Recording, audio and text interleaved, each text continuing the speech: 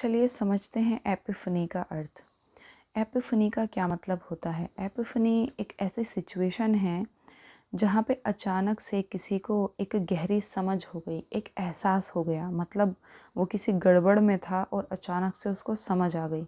मतलब ऐसा वाला मोमेंट जब हम ऐसे कहते हैं, ओह तो ये बात थी, ओह अब मेरी समझ में आया, मैं तो समझ ही नहीं पा रही थी।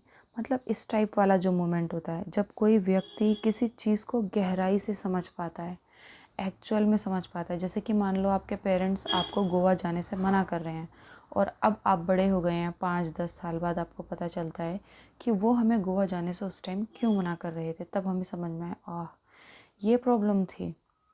कुछ इस तरीके से, मतलब जिन चीज़ों को हम समझ नहीं पा रहे और अचानक से हमें वो समझ में आ गई हैं, एक एहसास हो गया, एक गहरा एहसास हो गया, वो कोई भी कारण हो सकता है, तो उसको हम कहेंगे एपिफनी। फॉर एग्ज़ाम्पल, कई साल तक गलत फैसले करने के बाद एक दिन उसे एपिफनी हुई कि असली खुशी पैसों में नहीं बल्कि परिवार के साथ समय बिताने में है।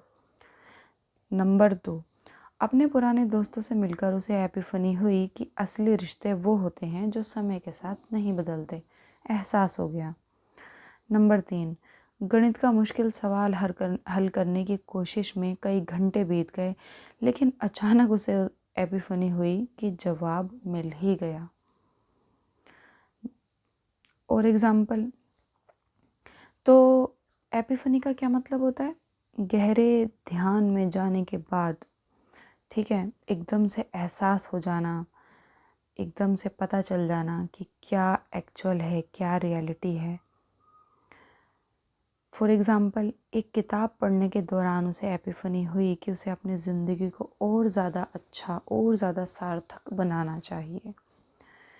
तो एपिफनी का क्या मतलब हो गया? एपिफनी का मतलब हो गया अचानक कोई गहरी समझ का आ जाना, अचानक से किसी फीलिंग का आ जाना, एहसास हो जाना होता है एपिफनी। आई होप आपको समझ में आ गया होगा। मिलते हैं नेक्स्ट वीडियो में नेक्स्ट मीनिंग और नेक्स्ट उदाहरण के साथ। तब तक के लिए बाय बाय।